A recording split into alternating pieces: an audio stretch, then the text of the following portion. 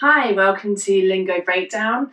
So something that I often get asked is, what's a sun salutation? What's a vinyasa? What does it mean when you say, take your version of chaturanga? So these are all things that I want to be able to open up the conversation with and hopefully leave you feeling a little bit more informed, so that when you're hearing these things in classes or in my classes, you can kind of be like, at least I know what that is now, that makes sense. Often they're not always explained, and you're kind of left to figure it out as you go along. So hopefully this will help.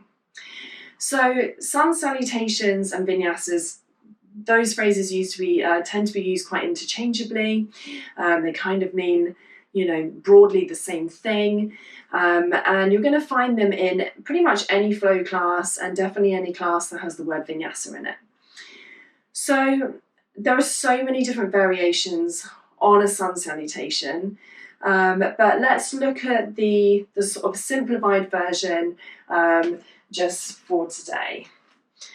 So when we're thinking about a sun salutation, it's this part of the practice, you've probably become quite familiar with it. So inhaling, probably reaching up in some way. Exhaling, coming down into forward fold.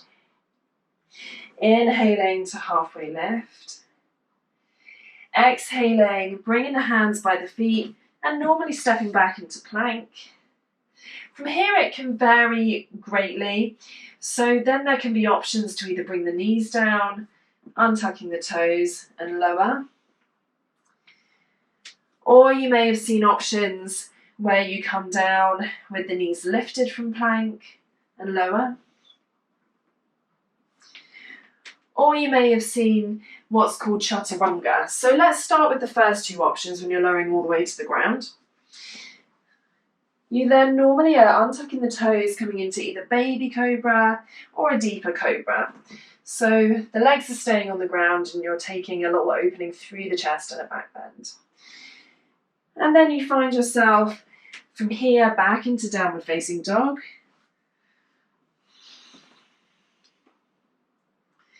And then stepping or maybe walking your feet forwards, coming into halfway lift again. Exhaling to lower. And inhaling, rising up. So if you're talking about a sun salutation, that's the kind of the basic elements of your sun salutations. You're coming through your halfway lifts, your forward folds, stepping back into plank, coming into some kind of back bend, whether it's baby cobra, cobra, possibly upward facing dog. If you're taking chaturanga, we'll go on to that in a minute, into downward facing dog, and then finding your way back through, coming up to stand. So you will find in classes that all kinds of extra bits can be added on. So you may be in downward dog and then you might take some standing poses, but that's kind of your basic sun salutation in terms of the rising and falling of the body with the inhales and exhales. If you want to find out more about sun salutations, you can look them up online. You can look up sun salutation A, sun salutation B, and you'll probably be in classes where teachers add in all kinds of things that they come up with on their own as well. So if you hear the word sun salutation or if you hear the word vinyasa coming through your vinyasa, then these are the kind of postures that are being talked about. So moving on to chaturanga, another phrase that's often used is coming through your version of chaturanga. And you might think, oh my God, I don't even know what a chaturanga is. So that part of the sun salutation or vinyasa sequence is when you're in plank, and it's the options that you can take from here. So if they say your version of chaturanga, that might be lowering the knees down and untucking and coming all the way down. So that would be then into your cobra or baby cobra. Or it might be the option I showed you with the knees up, coming all the way down.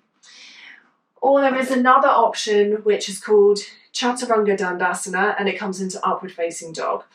Now if you're at the beginning of your yoga journey and your yoga practice, then don't worry too much about this one. If you see it being demonstrated in a class, you don't need to take it. But just so that visually you know what that looks like, It's a little different because you're not lowering all the way down to the ground.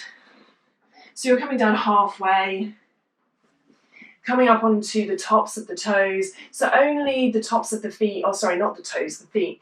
Only the tops of the feet and the hands touch the ground in upward dog. And then often there's just a pressing back into downward facing dog.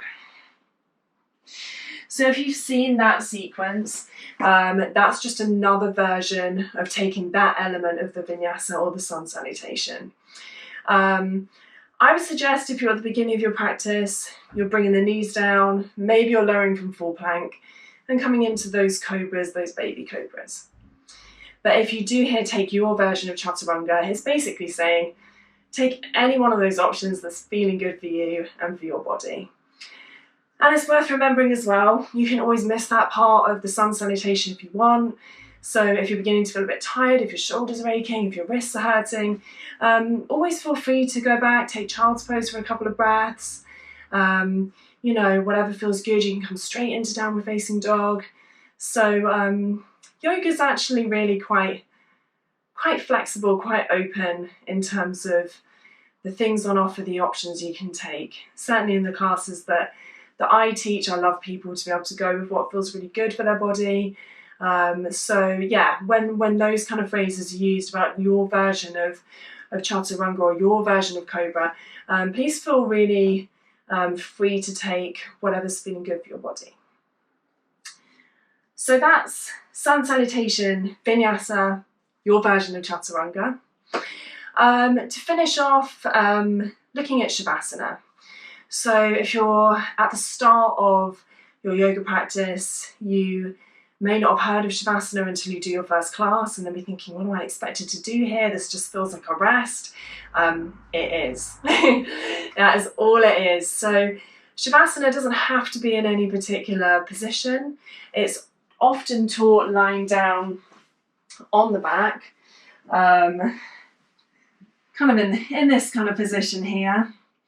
For a lot of people, this is super relaxing. The eyes come to close, but you don't have to take your Savasana in that way. If you prefer to be seated, if that's really relaxing, if you want to lean against a wall, if you want to put your feet up a wall, you know, I personally think that can be a really nice end to a class. So if you had a wall nearby, you could bring your feet up the wall and have a little rest in this position. Maybe the arms come out to the side. So that's really, really nice too.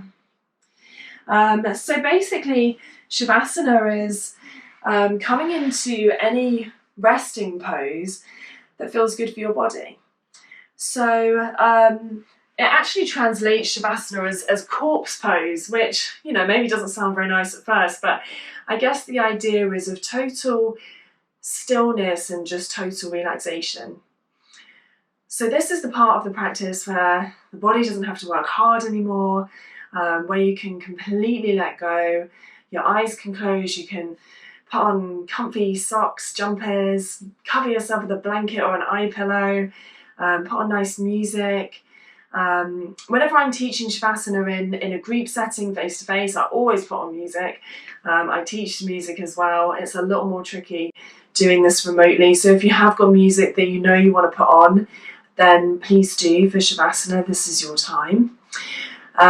Most classes I'll guide you through the beginning of Savasana and then leave you to enjoy the rest of it.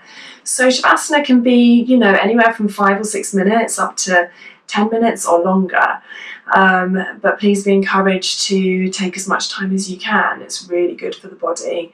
And that part of the class is just as important as the rest of it. So I do have the song that I use for Savasana in my face-to-face classes. It's up on my website. You'll see it at the very top of the page.